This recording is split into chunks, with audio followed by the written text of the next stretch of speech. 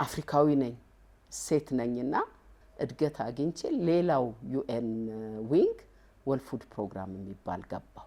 እኔ እኮ ሴት ነኝ ብዙ ምርጫዎች አሉ ብዙ እድል አለኝ ምን አታገለኝ ብለሽ ወደ ልብሽ የመጣ ሀሳብ ኖር ያውቃል? እኔ በጣም ዳይናሚክ ነኝ እሱ ደግሞ በጣም ካል ቀስ ብሎ ሲናገርም ፊው ወርድስ ነው።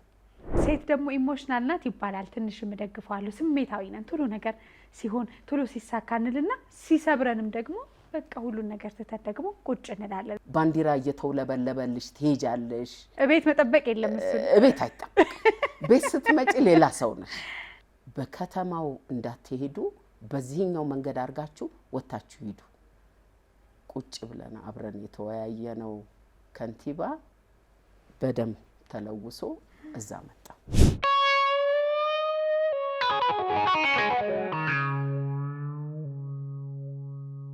እንዴት ናችሁ? እንዴት ብላችኋል? ወግና ፈትል ከመቅዲጋ የተሰኘው ፕሮግራማችን ጀምሯል። እንግዲህ በዚህ በያዝነው ሳምንት የሴቶች ቀን ነበር አይደለ? ማርች 8ን አክብረናል። በሀገራችን ደግሞ በጣም ጠንካራ ለሀገራችን የጀርባ አጥንት የሆኑ ብርቱ ሴቶች አሏት። ያልተነገረላቸው ያልተዘመረላቸው እንዲሁ ደግሞ ፊት ለፊት ወጥተው ጥቂት ብቻ አባይን በጭልፋ ያህል ቀርተው ደግሞ ራሳቸውን አስተዋውቀው ከሰሩት የኖሩትን ደግሞ በሚዲያ እናውቃቸዋለን። ዛሬ ትልቅ እንግዳ ጋብዤላችኋለሁ። በተለይ የጠንካራ ሴት የብርቱ ሴት የመሪነት ሴት ድርሻ ይዘው 28 ዓመት ያህል በዩናይትድ ኔሽን ውስጥ በኃላፊነት ያገለገሉ እንዲሁ ደግሞ የቀድሞ የሮተሪ ኢንተርናሽናል ዲስትሪክት ገቨርነር 4 ሀገራትን የሚያስተዳድር ኃላፊነት ስልጣን ላይ ነበሩ። እንዲሁ የቤተሰብ ኃላፊ ናቸው። የልጅ ልጅ 5 የልጅ ልጅ 3 ልጆችን አፍርተዋል። በኃላፊነት ለሀገራችን ብዙ አስተዋጽኦ ካደረጉ በተለይ በቀደመው ጊዜ ጀግና ከሆኑ ሴቶች ናቸው። ወደዚህ እንጋብዛቸዋለን። ሮተሪ ወይዘሮ አዜብ አስራትን ወደዚህ ጋብዙ።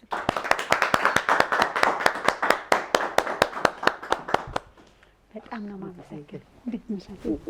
እንኳን Thank you so much በጣም ነው ማመሰግነው እዚህ ስለጠራሽኝ እና እኔ ደግሞ በጣም ማደንቅሽ ነኝ። አመሰግናለሁ። ባንቺ መደነቅ መቼስ የሚያኮራ ተግባር ነው ለኔ። እንደምን አለሽ? በጣም ደህና ነኝ እግዚአብሔር ይመስገን። አንቺ ያልኩኝ ለቅርበቱም ለወሬውም ይመቻል። አዎ ይመቻል። ባውቃቸው ባገኛቸው ከልምዳቸው ደግሞ ካለፉት ህይወት ጉዞ እንደው ቢያጫውቱም ብዬ ከምመኛቸው ጠንካራ ሴቶች አንዷ ነሽና እንግዳይ ስለሆንሽ በጣም አመሰግናለሁ። እንኳን አደረሰሽ ለሴቶች። እንኳን አብሮ አደረሰን። በጣም ትልቅ በዓል ነው፣ መከበር ያለበት ነው። አንድ ቀን ብቻ ሳይሆን በየቀኑ መከበር ያለበት በዓል ነው። ከልጅነትሽ እንጀምር። ምክንያቱም ወደ ኋላ መልስሻለሁ ብዙ አመታትን ሴቶች ፊት ለፊት ወጥተው ቆመው በአመራርነት በኃላፊነት ይቅርና እንደው ዩኒቨርሲቲ መግባቱም ይቅርና ወደ ትምህርቱ ለመሄድ ትንሽ አስቸጋሪ የነበረበት ጊዜ ነበረ። አንቺ ደግሞ በጣም ከጅምሩ ብዙ ጉዞዎችን በጥንካሬ ተጉዘሻል። እንዴት አደግሽ? እንዴት ወደ አሁን ወዳለሽበት ምዕራፍ መጣሽ የሚለው ትንሽ አስታውቂ። እንግዲህ ዋናው ለሰው ልጅ መሰረቱ ነው። እኔ እንግዲህ አመጣጤ እንደው ከአያቶቼ ብጀምር በቤተክርስቲያን ዙሪያ በጣም ከፍተኛ አስተዋጽኦ የነበራቸው በምግባር በጣም ልዩ የነበሩ ሰዎች ነበሩና የናቴ አባት በጎጃም ክፍለ ሀገር ውስጥ ተወልደው ያደጉ ናቸውና ወደ ከተማ መምጣት አለብኝ፣ ትምህርት መስፋፋት አለበት፣ ትምህርት ላይ ሰዎች ጥንካሬ ሊኖራቸው ይገባል በሚል በእግራቸውም ከጎጃም ወደ አዲስ አበባ መጥተው አዲስ አበባ ሲቀድሱ እሳቸው ጃንሆይ ያዳምጧቸውና ምን አይነት ጣዕም ያለው ድምጽ ነው ያላቸው ማናቸው እነዚህ እሳቸው ብለው ጠይቀው ከዛ በኋላ ጡመ ልሳን እንደውም የሚል ስም ተሰጥቷቸው በቤተ ክርስቲያን ውስጥ በዛ ሲያገለግሉ ቆይተው ትልልቅ ስራዎች የሰሩ ናቸው። መጽሐፍ ጽፈዋል እና ከጎጃም ተነስተው ወደዚህ ስለመጡ እንዴት ፊርማቸው ራሱ የአሳ ፊርማ ነው የነበረው እና እስከ መጨረሻው ድረስ የአሳ ፊርማ ነበር ይናገራል። ታሪኩን ይናገራልና እሳቸው በቃ በትምህርት ላይ የነበራቸው ግፊት እናንተን በጣም ከባድ ነበረ። አልፎ ተርፎ ለልጆቻቸው ወደ ልጅ ልጆችና ልጅ ልጆች ሁሉ ደርሰዋል። የአባቴ ደግሞ አባት የእሳቸው ደግሞ ትንሽ ታሪካቸው በጣም ደስ የሚል ታሪክ አላቸው እና በሩፋኤል አካባቢ ነበር የሚኖሩትና ትንሽ የሩፋኤልን ቤተክርስቲያን በቆርቆሮ ቤት ውስጥ ተቆርቆሮ እዛ ነበረ እና ጣሊያኖች በመጡበት ጊዜ ሁሉን ነገር ያው ጥፋት ስለነበረ ታቦቱ እንዳይነካ ብለው ቤት ይዘው ሄዱ። መኖሪያ ቤታቸው ታቦቱን ወስደው እዛ እንደሸሸጉ ሲታወቅ ጣሊያኖች መጥተው ክፈት አትክፈት በሚል አምባጓሮ ትከሻቸው ላይ በጥይት ተመተው ግን ታቦቱን አልሰጥም ብለው የጣሊያን ወረራ ካለቀ በኋላ ወስደው የሩፋኤል ቤተክርስቲያንን እንዲሰራ አድርገው አሁን አጽማቸው የእሳቸውም አጽም የኛም የቤተሰቦቻችን የእናት አባታችን አጽም እዛ ሩፋኤል ቤተክርስቲያን ነው የሚገኘውና ይሄ በጣም የሚደንቀን ነገር ነው። ለራሳችን ህይወትን እስከ መስጠት ድረስ ይደርሳል ማለት ነው። እንግዲህ አባትና እናታችን ለኔ ትልቅ ሮል ሞዴል ናቸው ብዬ የምልበት ምክንያት አንድም በምግባራቸው በጣም ሰውን መርዳት፣ ሰውን መምከር፣ ሰው የተሳሳተ መንገድ እንዳይዝ አቅጣጫ ማሳየት ትልቁ ስራቸው ነበረ። ቤታቸው ለሁሉም ሰው ክፍት ስለነበረ ይመስለኛል እሱ ተጽዕኖ አለ መሰለኝ። አሁን ብዙዎቻችን በቃ እርዳታ ላይ እና የራሳችንን እውቀትም ቢሆን ማካፈል ያለንን ማካፈል የሚለው ላይ እሱ ላይ ነው የምንሰራውና እኔም ደግሞ ያው በልጅነቴ እንግዲህ መንግስት ትምህርት ቤት በዛን ጊዜ አርበኞች ትምህርት ቤት የሚባል እዛ ገብቼ እስከ 8ኛ ክፍል ከተማርኩ በኋላ የቀድሞ ተፈሪ መኮንን ትምህርት ቤት አሁን እንደውም ስሙ ከተመለሰ ገና 10 ቀን ነው እንዲህ ቢሆነው ነው እና እንጦጦ ተብሎ ነበረ በደርግ ጊዜና አሁን ግን የተፈሪ መኮንን ፖሊቴክኒክ ኮሌጅ ተብሏልና የዛ ትምህርት ቤት እኔነቴን ያወኩበት ማንነቴን የተረዳሁበት ህልም እንዲኖረኝ ያደረገኝ ትምህርት ቤት የተፈሪ መኮንን ትምህርት ቤት ነው እና ተፈሪ መኮንን ትምህርት ቤት ውስጥ እስከ 12ኛ ክፍል በጸሐፊነት ከሰለጠንኩ በኋላ ተመድቤ ወደ ዩኒቨርሲቲ አዲስ አበባ የዛን ጊዜ ኃይለ ሥላሴ ፈርስት ዩኒቨርሲቲ ነበር የሚባለውና እዛ ገባሁኝ። ከ6 ወር በኋላ ስሙ ተቀየረ፣ አዲስ አበባ ዩኒቨርሲቲ ተባለ እና እዛው ውስጥ እንግዲህ እየሰራሁኝ እየተማርኩኝ ዩኒቨርሲቲ ዲግሪን በፐርሰናል ማኔጅመንት እና በአድሚኒስትሬሽን ወስጄ ከዛ ነው እንግዲህ ወደ ዩናይትድ ኔሽንስ የገባሁት ማለት ነው። ያን እንግዲህ ብዙ ማይደፈር ነው። በተለይ እንዲህ አይነት ዓለም አቀፍ ቦታዎች የስራ ቦታዎች ላይ መቀላቀል ትንሽ አልተለመደም። እንደው አይደለም በአፍሪካውያንም ብንል በኢትዮጵያውያንም ባልተለመደ ጊዜ ነበረ። እስቲ አጫውችን። እንግዲህ እንዴት ነው ወደ ዩናይትድ ኔሽንስ ለመግባት የቻልኩበት ምክንያት አንዱ ትልቁ ነገር እኔ ሁል ጊዜ ጥረት የሚባለው ነገር ውስጥ ያለ መጣር ከሰው አለማነስ ወይም ደግሞ ማሸነፍ የሚለው ነገር አለ። ሁል ጊዜ ስራን መስራት በስነ ስርዓቱ በአክብሮት ነው የሚለው ስላለ ዩኒቨርሲቲ ውስጥ በምሰራበት ጊዜ ሁል ጊዜ የምመለከተው ታላላቆቼን ነበረ። እንዴት ነው የሚራመዱት? እንዴት ነው የሚሰሩት? እንዴት ነው ሰው የሚቀበሉት? እንዴት ያከብራሉ? እና ከቤት ሌላ ወጣ ብሎ ደግሞ ሌላ መማር ያለው ነገር አለና እንደሱ በማደርግበት ጊዜ በስራዬ በጣም እድገት አገኝ ጀመረ።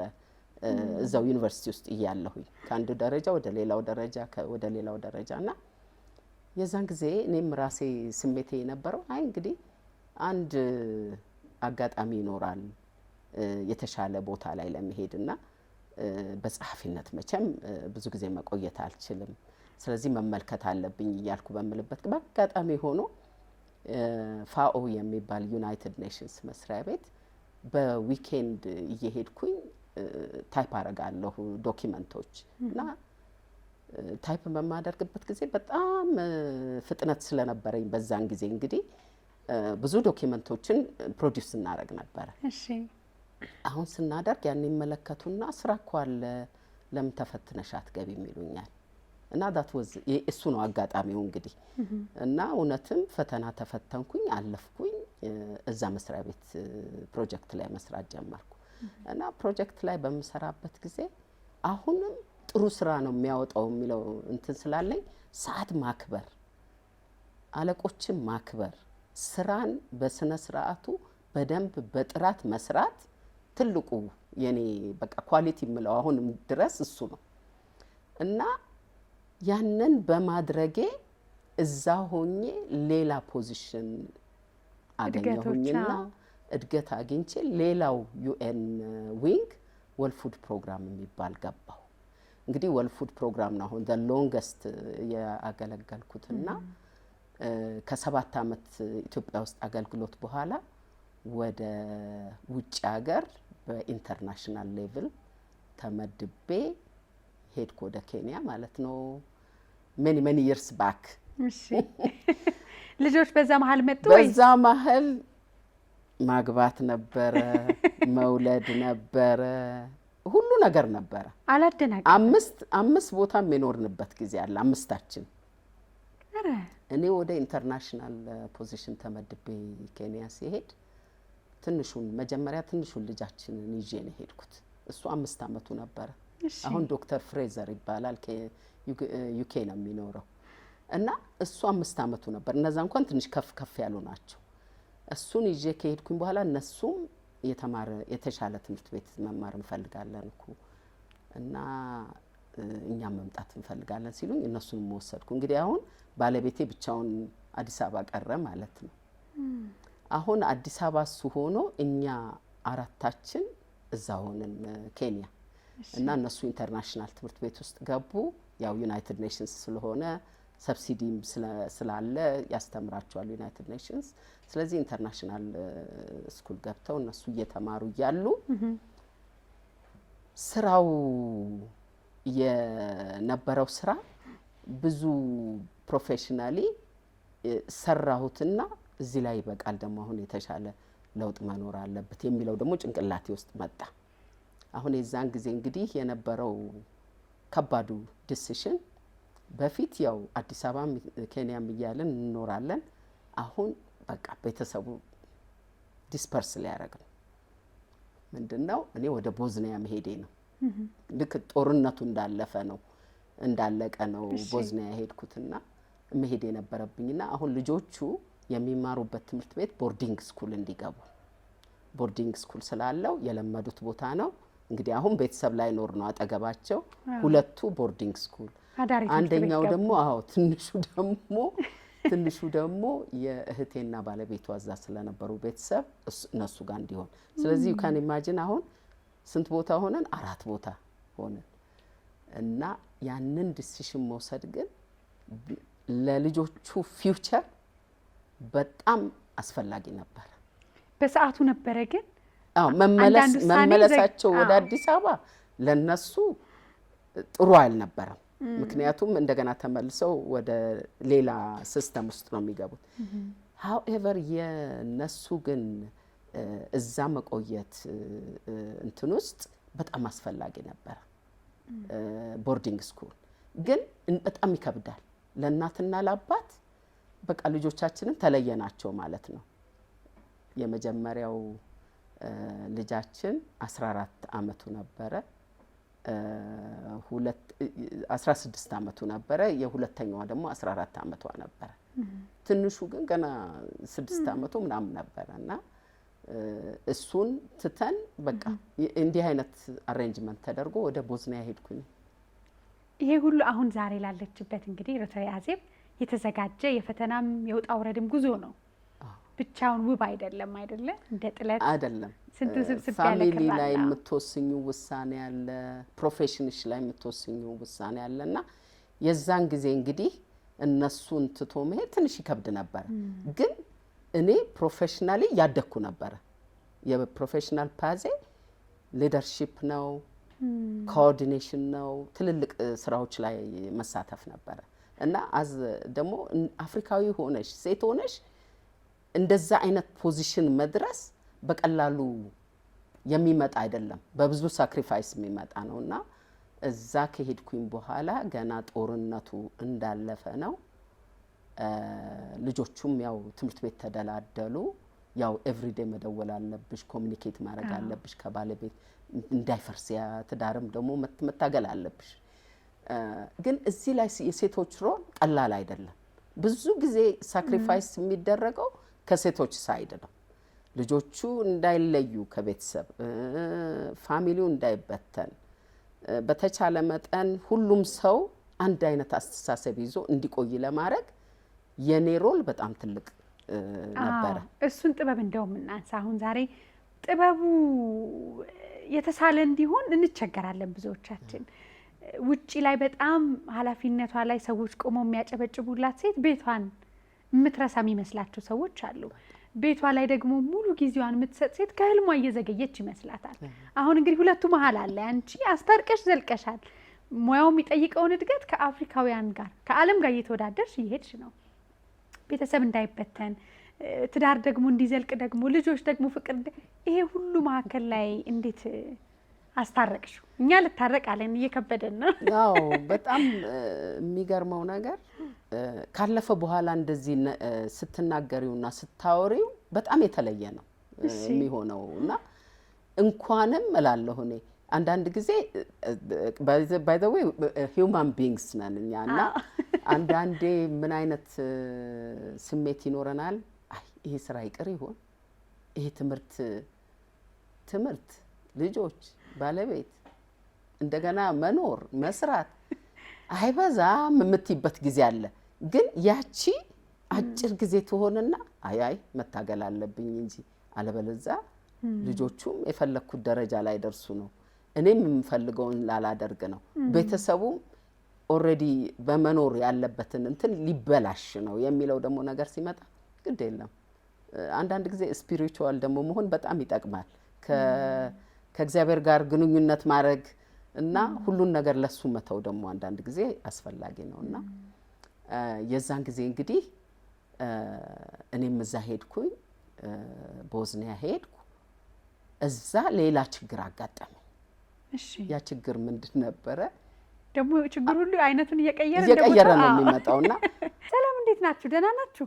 ዩቲዩብ መክፈቴን ታውቃላችሁ አይደለ? መቅድዬ ቲዩብ በሚል አሁን እስካለንበት ሰዓት ድረስ ከ40,000 በላይ ተከታይ ያለው። በጣም የሚያሳዝነው ነገር በስሜ በፎቶግራፊ ተመሳሳይ የሆኑ የዩቲዩብ ገጾች አሉ። ትክክለኛው የኔን ፕሮግራሞች እንዲሁ በአባይ ቴሌቪዥን የሚተላለፉ ፕሮግራሞችን የምታገኙት በዚህ ቻናል ነውና ትክክለኛው መቅድዬ ሚዲያን ሰብስክራይብ በማድረግ እንድትመለከቱ። ብዙዎቻችሁ ሰብስክራይብ ሳታደርጉ ነው የምታዩ። ስለዚህ ሰብስክራይብ አድርጉ። አመሰግናለሁ። አፍሪካዊ ነኝ፣ ሴት ነኝና በዛን ጊዜ እንግዲህ ገና ከጦርነት መውጣታቸው ነው። ብዙ ንዴት አለ፣ ብዙ መፈራረስ ደርሶባቸዋል። ህይወታቸው በሙሉ ተበላሽቷል። ኑሯቸው በሰው እጅ ሆኗል። ያለ እርዳታ መንቀሳቀስ አይችሉም። አንደኛ አፍሪካዊ ብዙም አልተለማመዱም። ኤሊየን እንመስላቸዋለን። ባይዘው ከሌላ ፕላኔት የመጣን በእውነት ነው የምነግርሽ። እኔ አዲስ ነገር የለውምና እንደውም እኔን እንደ ጥቁር አሜሪካዊ ነበር የሚወስዱኝ። እንደውም ብዙ ጊዜ እኔ ከአፍሪካ ነኝ እንዲህ እያልኩ አስረዳለሁ። እና ሌሎቹን ደግሞ በቃ ለመቅረብ እንኳን ያስቸግራቸዋል። የዛን ጊዜ እኔ መንገድ ላይ ዝም ብዬ በቃ ኖርማል ነው ብዬ በመሄድበት ጊዜ አሜሪካ ይላሉ። ደግሞ አሜሪካን የዛን ጊዜ ትንሽ እንትን ነበረ በዚሁ በፖለቲካው የተነሳና የለም አሜሪካዊ አይደለሁም እኔ አፍሪካዊ ነኝ፣ ከኢትዮጵያ ነው የመጣሁት። እና ብዙ ጊዜ የጃንሆይን ስም በምናነሳበት ጊዜ ከቲቶ ጋር በጣም ክሎዝ እንትን ስለነበራቸው ፎርመር ዩጎዝላቪያ በዛ ምክንያት በቃ ወዲያውኑ እንትናቸው ይለወጣል እና ትንሽ አቀራረባቸው የተለየ ይሆናልና ቢሮ ገብቼ እኔ እንግዲህ ባለቅነት ነው የሄድኩት እዛና እዛ ቢሮ ውስጥ በመገባበት ጊዜ አንዳንድ ነገሮች ማየት ጀመርኩ፣ ከራሴ ስታፎች ማለት ነው። እና ያለ መቀበል እንዴት ሴት አፍሪካዊ መታ እሷ ናት አለቃ የምትሆነው የሚለው ስሜት ስላለ ከኔ በፊት የነበረው አክቲንግ የነበረው ቢሮዬን አለቅም አለ። አዎ ቢሮውን አለቅም አለ በቃ መኪናውንም እኔ መያዝ ያለብኝን መኪና አልይዝም ቢሮውንም አለቀቅም ግድ የለም አይሰድ ግድ የለም ኦቨር ታይም ይሄ ሁሉ ፕሮብለም ሶልቭ ይደረጋል ብዬ ባለሁበት ጊዜ ቤቴ መጥተው እንግዲህ ማስፈራራት ነው አሁን ፕራክቲካሊ ማስፈራራት መጀመር አለባቸው ምክንያቱም አይ ይሄ ነገር ይቅርብኝ ብዬ ለቅቄ እንደወጣ ነው ያው ከህልሜ ወጥቼ እንደሄድ ነውና የዛን ጊዜ የነበረኝ እንትን መተው መኪና ሰብረው ብቻ ነው የሄዱት የወሰዱት ዕቃ የለም ምን የለም ቤቴ ከዛ በኋላ መኪናው ተሰበረ ፋይን ሪፖርት አረኩ ለሴኩሪቲ ምናምንና እነሱም ልከታተላለን አሉ ትንሽ ከ3 ቀን በኋላ እንደገና መኪና ተከፍቶ የሞተሩ ዋይሮች በሙሉ በመቀስ ተቆርጠው ሄዱ አሁን እንግዲህ ሳይን ነው ይሄ ሶስተኛው ላይ ቢሮውን በሙሉ ንጹህ አረጉት ሬዲዮ ኮሙኒኬሽን የለም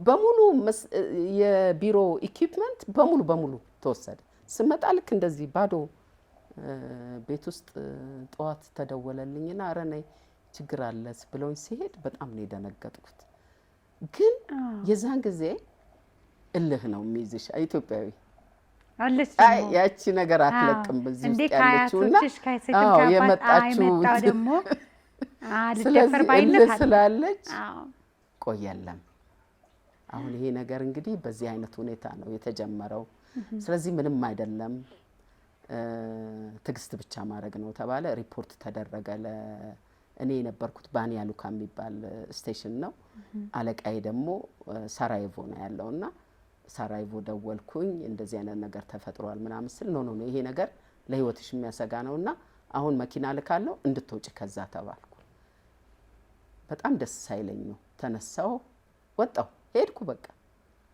አሁን ሳራይቮ ሄጄ ኮኦርዲኔት ማድረግ ጀመርኩ እንደገና ኢኩዊፕመንት ወደ ቢሮ እንዲመጣ የቢሮ ኦፕሬሽን እንዲሰራ ምናምን ማድረግ ሲጀምር ያ አክቲንግ የነበረውን እሱን እንዲወጣ ተደረገ ወጣ ከቢሮ እሱም ወደ ሌላ ቦታ እንዲመደብ ተደረገ አሁን እንግዲህ እዛ ሆኜ አለቃዬ ጠሩኝና ካኔዲያን ነበሩ እና አዜብ እንዴት ነው ይሄ ነገር ላንቺ ህይወት የሚያሰጋ ይመስላል እነዚህ ሰዎች ያልተቀበሉሽም ወይ ምናምንና አይ ቲንክ መሄድ ያለብሽ ይመስለኛል ወደ ሌላ ስቴሽን ሌላ ቦታ ተቀየረ በምንም አይነት አልቀየር የመጣሁት ባኒያ ሉካ ነው እስከ መጨረሻው ባኒያ ሉካ ሰራለሁ ደነገጡ እንዴ እኔ ኮምልሽ ለህይወትሽ ሊያሰጋ ይችላል ነው ኮም ምንም አያሰጋኝ ተመልሼ ሄዳለሁ አስተካክዬ ቢሮውን ብዬ ስላቸው በጣም ተደንቀው እንግዲያው ገቨርንመንት ጋር ሄጄ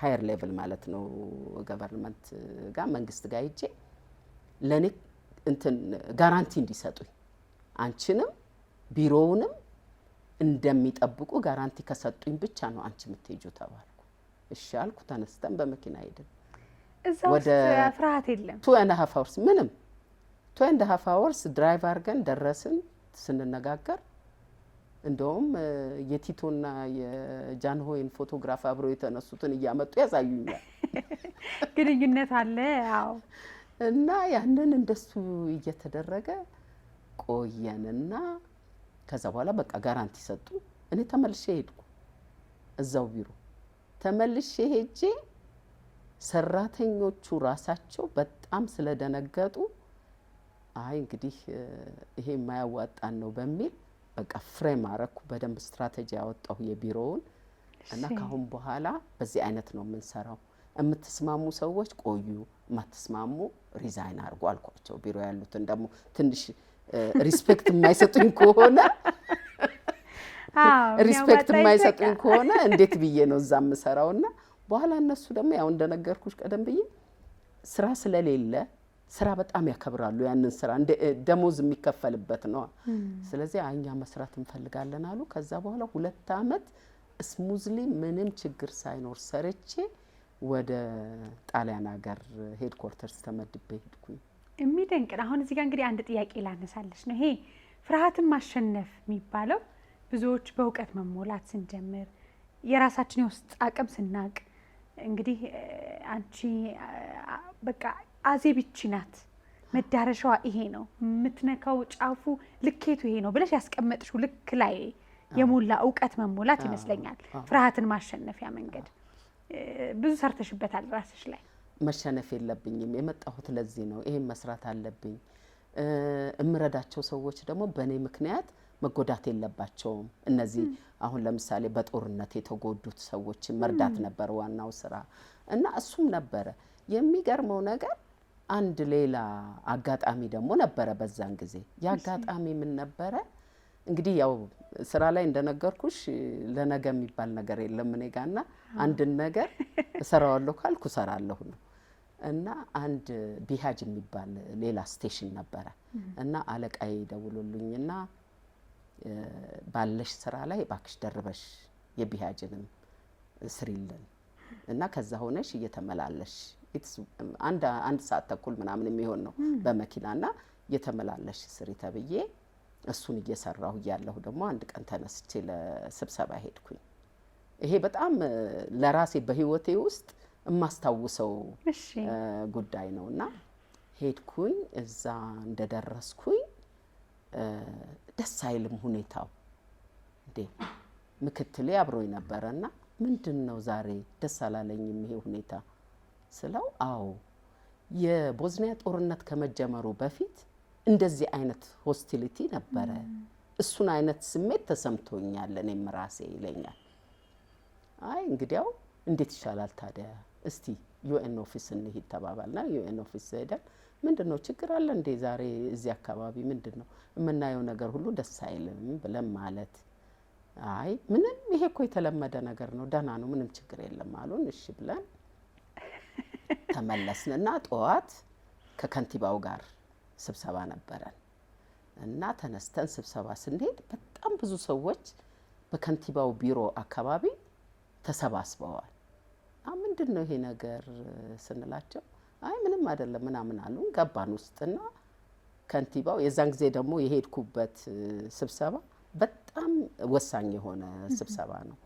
እንግዲህ ዩናይትድ ኔሽንስ ኒውትራል ነው፣ ሪሊጅን የለ በዳይቨርሲቲ ምናምንና አሁን እዛ በምንሄድበት ጊዜ የሁለት ግሩፕ አብረው ፉድ ዲስትሪቢዩሽን ላይ እንዲገኙ ለማድረግ ነው። ሙስሊም እንደ ክሮአት ሁሉም በቃ የነበሩት ካቶሊኩም ኦርቶዶክሱም ሙስሊሙም አብሮ እንዲደረግ ነውና እሱን ኔጎሽየት ለማድረግ ነው ሄድኩት። በእውነት ገብቼ ከከንቲባው ጋር ስነጋገር ሁሉ ነገር በጣም በጥሩ ሁኔታ አለፈ። በጣም ደስ አለኝ። ተገባበዝን፣ ቡና ጠጣን ምናልና ያንን ውሳኔ ይዤ ወደ ኤንጂኦ ሎጂስቲክሱን ከቨር የሚያደርገው ኤንጂኦ ጋር ሄድኩኝ ለመነጋገርና ልክ እዛ ስደርስ መጀመሪያ ስንወጣ ትልልቅ ድንጋይ ይዘዋል እነዛ ሰዎች በፊት የነበሩት።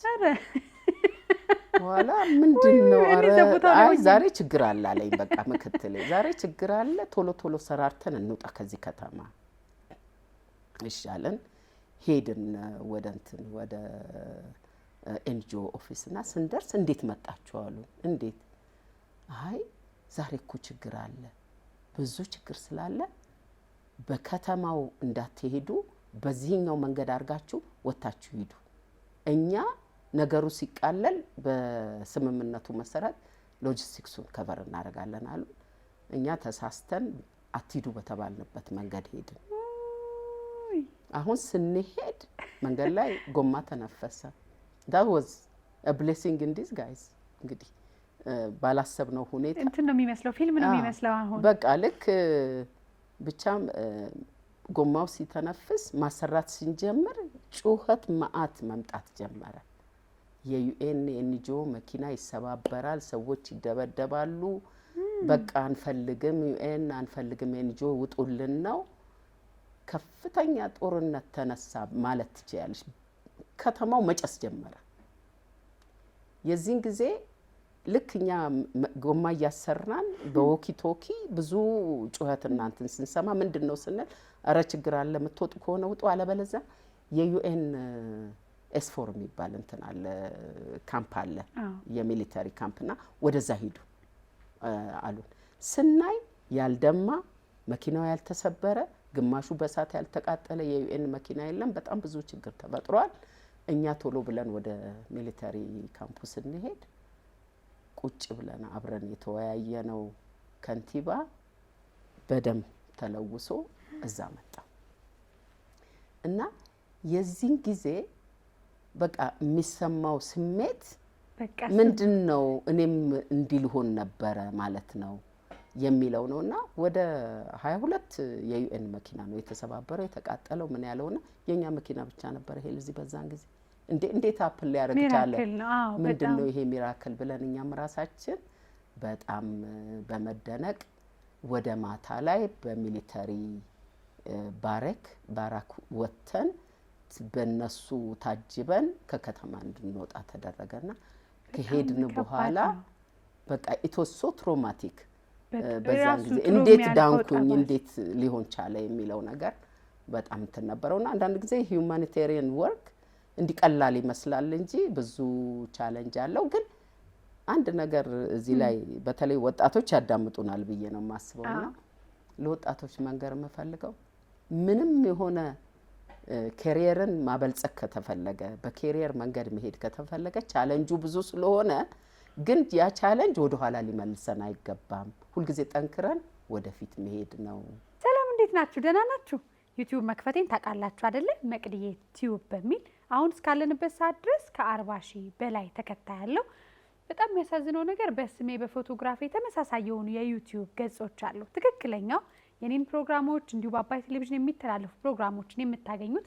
በዚህ ቻናል ነውና ትክክለኛው መቅድዬ ሚዲያን ሰብስክራይብ በማድረግ እንድትመለከቱ ብዙዎቻችሁ ሰብስክራይብ ሳታደርጉ ነው የምታዩ ስለዚህ ሰብስክራይብ አድርጉ አመሰግናለሁ በጣም ትልቅ ነገር አነሳሽ እንግዲህ ካሪየር ያልሹ በአንድ ሙያ ላይ ያለ መጨረሻ ምን በለው ስምም ምን በለው ከመቃብር በላይ የሚታወስ እንዲህ ነበር የሚያጎድል ሰው ከሪኮ ነበር በተሰማራበት ሙያ በጽዳቱም ሷኮ ስታጸዳ በመምህርነት የሚያሷኮ ትምህርት በህክምናው እሷ አይነካችሁ መባል ይሄ ሁሉ ተከፍሎ የሚመጣው ዋጋ ነው በጣም ምን መጠየቅ ፈለኩኝ ያዘቢ መሃል ላይ እኔ እኮ ሴት ነኝ ብዙ ምርጫዎች አሉ ሴት አሁን ሴትነት ለናመጣ ነው ምርጫ አላት ሴት በወንድ ስር ሆና መኖርም ትችላለች ወይም ደግሞ ባለጸጋ ገብታ ወይም ተጠግታ ምንድነው ከደና ተወለድ ወይ ከደና ተጠጋ ተብሎ ሀብታም ባለማግባት ባለጸግነትን የምትመኝ ሴት ንግስናለች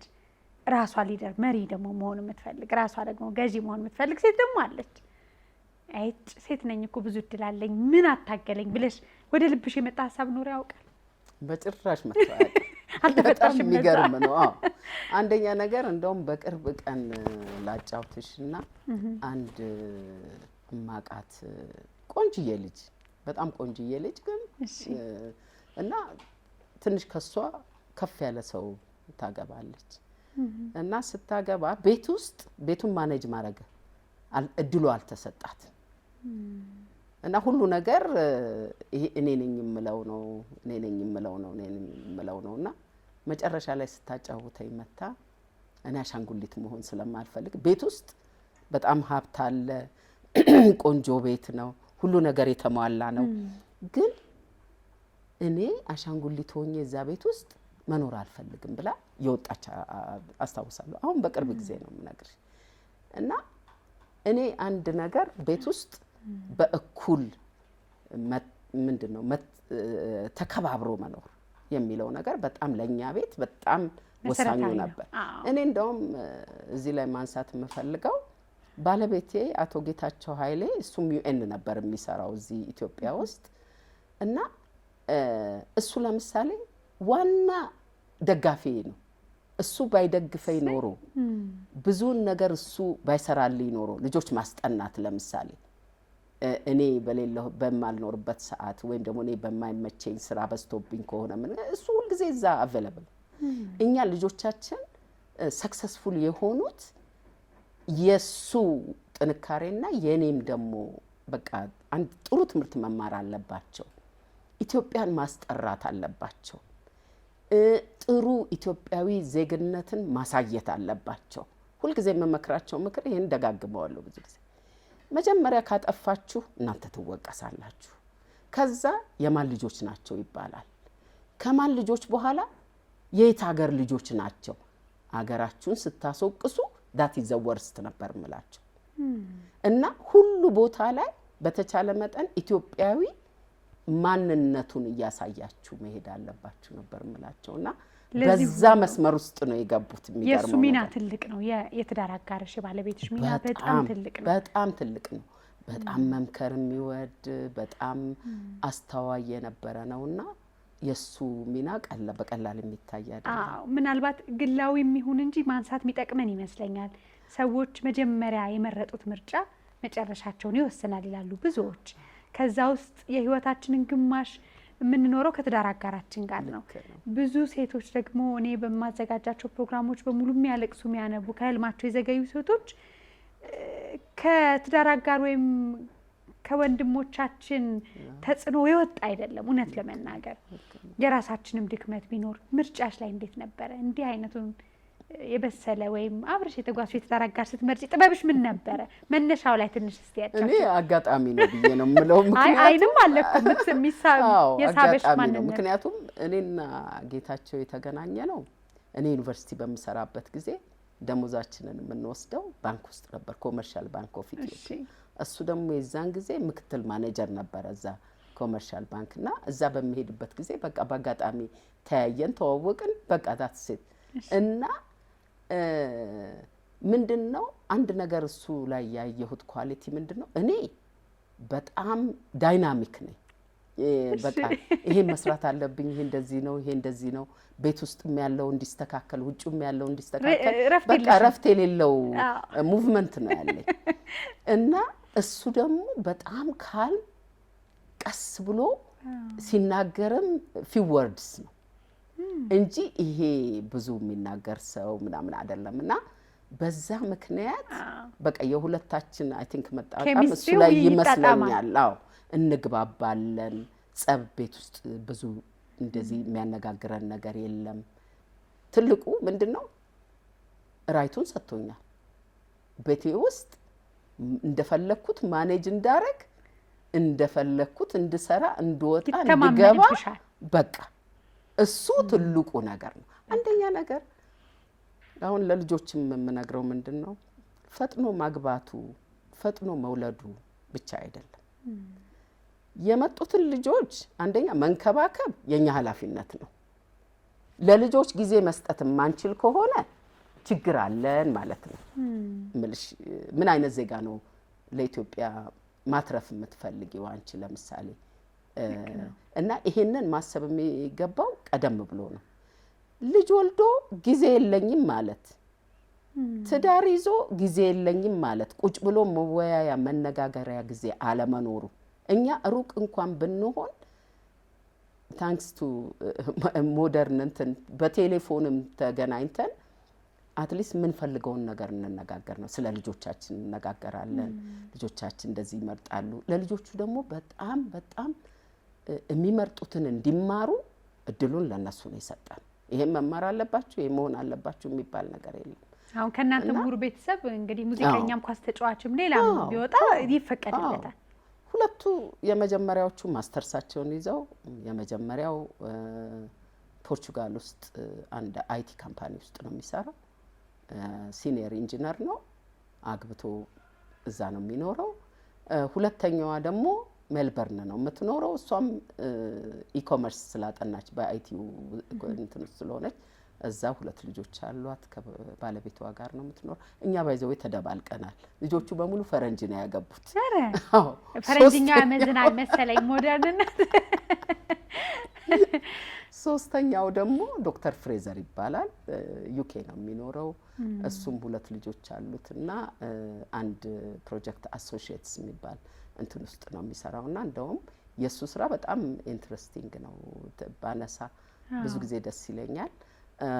አንደኛ አገሩን በጣም ይወዳል። በ5 አመቱ ነው ከዚህ ሀገር የወጣው እሱ።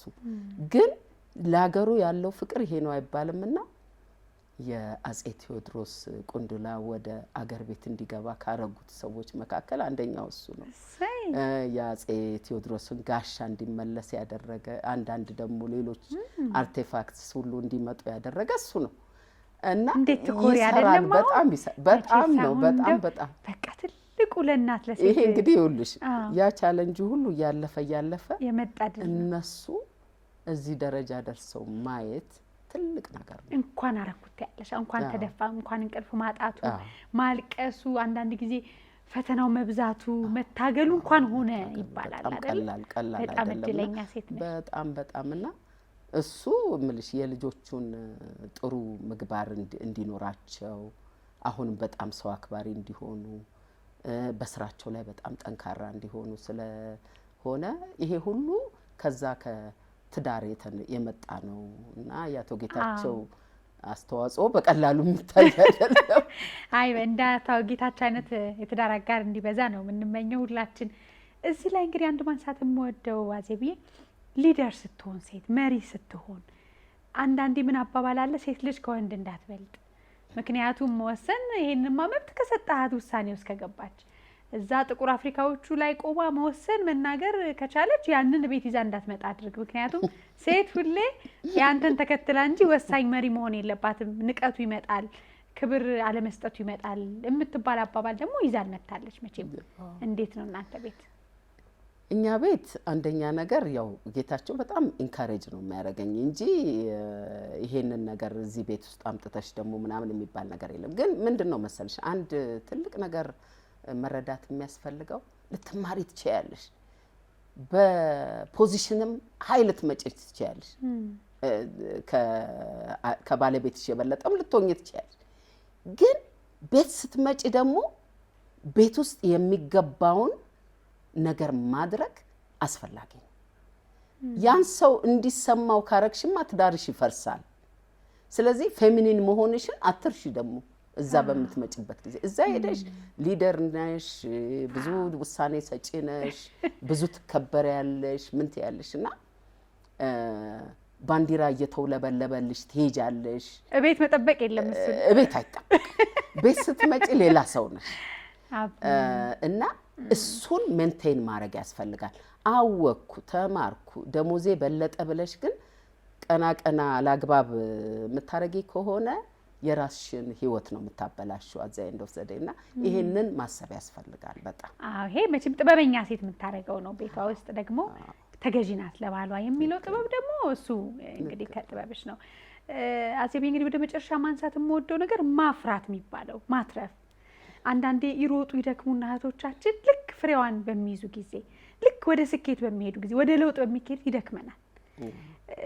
ሴት ደግሞ ኢሞሽናል ናት ይባላል። ትንሽም እደግፈዋለሁ። ስሜታዊ ነን። ቶሎ ነገር ሲሆን ቶሎ ሲሳካንልና ሲሰብረንም ደግሞ በቃ ሁሉን ነገር ትተን ደግሞ ቁጭ እንላለን እና ይቺ የመጨረሻዋ ፍሬ ላይ ልንደርስ ስንል የምንዘገይ በእናትነት በትዳር አጋር በብዙ ነገሮች ለምንዘገይ ሴቶች ምን ትያለሽ?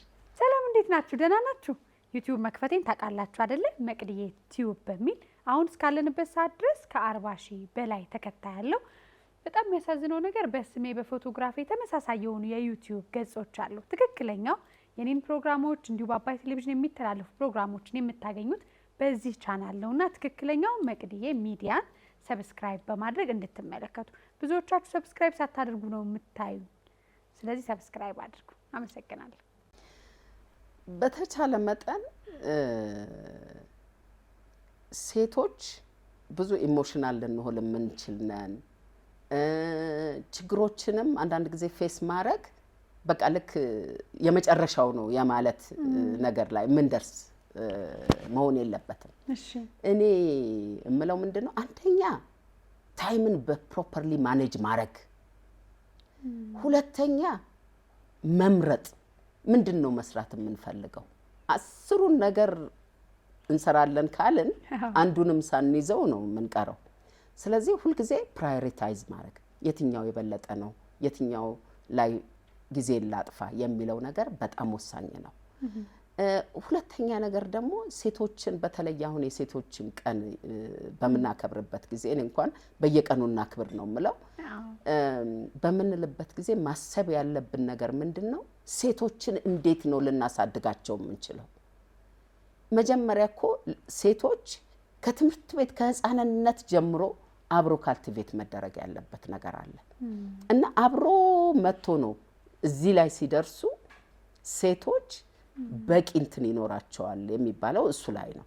ስለዚህ እኛ በጣም ጥንቃቄ ማድረግ ያለብን ጊዜያችንን አጠቃቀም ላይ አመራረጥ ላይ እና ያንንም ሳንል ስትሬስ ውስጥ እንዳንገባ አንዱን ወይ ሁለቱን መርጠን በዛ መጓዝ በደንብ አድርጎ እሱን ማየት በተለይ ደግሞ ልጆቻችን ላይ ብዙ ስፔን እናድርግ። አሁን እኔ አንዳንድ ጊዜ ትራንስፖርት የሚጠብቁ ሴቶች ቆመው ሳይምን ስል በምን ሰዓት ገብተው ነው ልጆቻቸውን የሚያገኙት?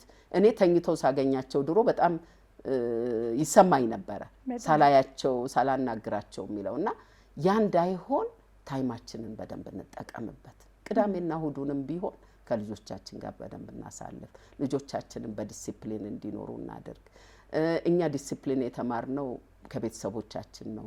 እንደገና ደግሞ ትምህርት ቤት ተፈሪ መኮንን ትምህርት ቤት የጃንሆይ ትምህርት ቤት እሱ ዲሲፕሊን ኮሚትመንት ምን እንደሆነ ዴዲኬሽን አስተምሮን ነው ያለፈው እና አሁን እንደውም 100 ዓመቱን በሚያዝያ ስለሚያከብር በዝግጅት ላይ ነን ያለነው እና እኔም እዛ ኮሚቴ ውስጥ አለሁበት። በጣም ደስ ይላል አዜቢ። አሁን እንግዲህ መጨረሻ ያልኩ ለምን አንቺ ብዙ ጊዜ ማገኘሽ እንግዲህ አይደለሽም። ጥሩ ሰዎች ለማየት የሚጓጉት መስማት የሚጓጉት ነገር ነውና አሁን ሴት ልጅ የምትፈተንበት ወቅት ነው ብለሽ ታምኛለሽ ወይስ መልካም እድሎች አሉበት? ለምን በየው አደባባዩ እናያለን የምታለቅስ ሴት አይደለ? ጥቃቱ አለ፣ ማነሱ አለ፣ የጨለመበት ሰው አለ፣ ነገን ማየት ያልቻለ እኔ ለሀገር አይደለም አንቺ ሀገር ዓለም ላይ አስተዋጽኦ አድርገሻል አይደለ? ዓለም ላይ አይደለም ቤተሰቤ ላይ ዋጋ የለኝም የተሰበረ መንፈስ ያላቸው እህቶቻችን እየበዙ ነው።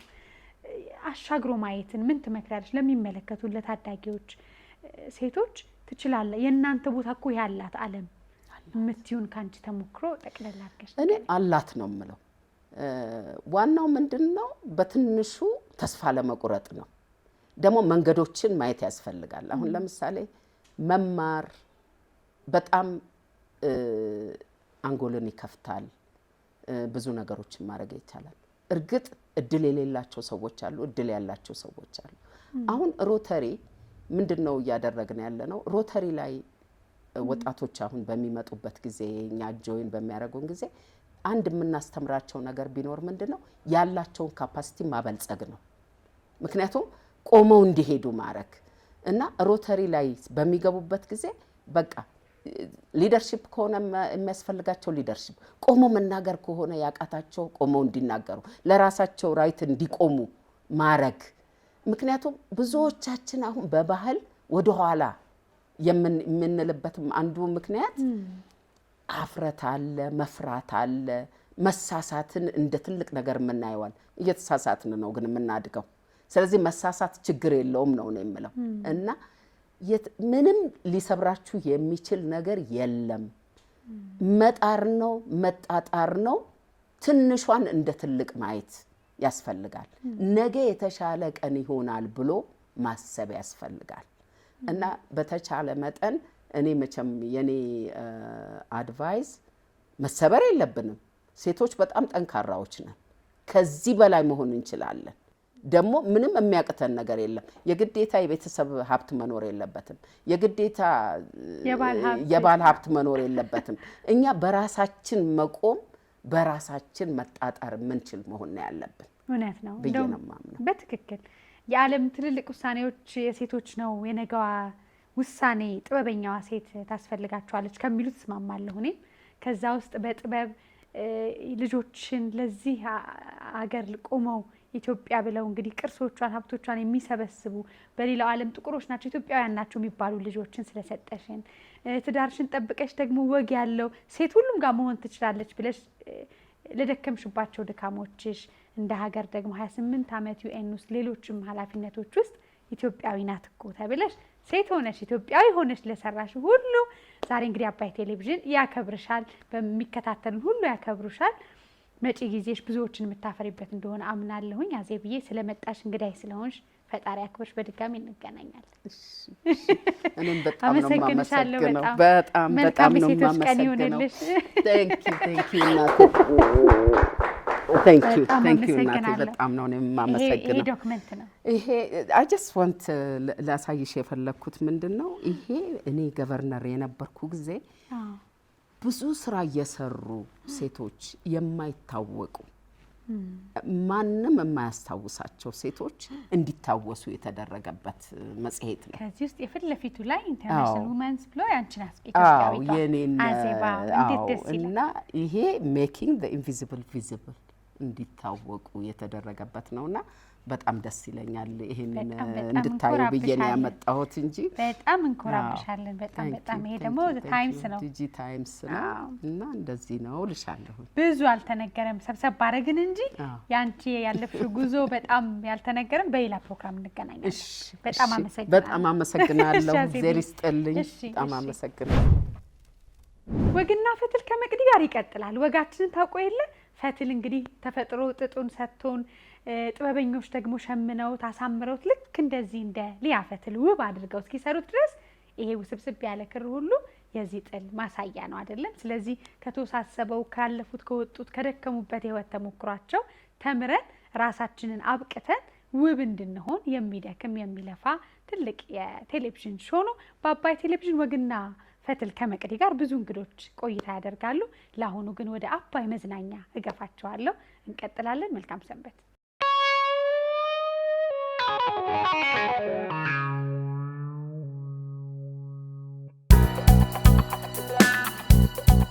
ሰላም፣ እንዴት ናችሁ? ደህና ናችሁ?